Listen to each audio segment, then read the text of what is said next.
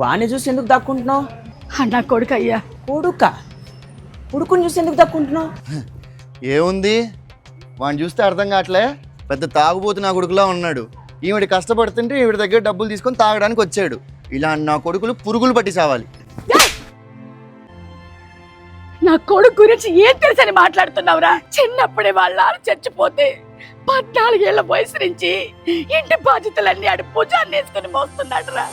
2 చెల్లెళ్ళు పెళ్లి చేశాడు, 2 తమ్ముళ్ళని చదివిస్తున్నాడు. ఆ 2 చెల్లెళ్ళు మూడుతో గొడవ పడి ఇంట్లో కూర్చొని మేస్తుంటే ఒక్కడే గుడ్డులా కష్టపడుతున్నాడు. వాడి కష్టం చూడలేక వాడికి కాస్త సహాయంగా ఉంటుందని ఇక్కడికి వచ్చి పని చేస్తున్నాను. వాడికి తెలిస్తే నన్ను ఎక్కడ తీసుకుపోతాడో అని దాక్కున్నాను రా.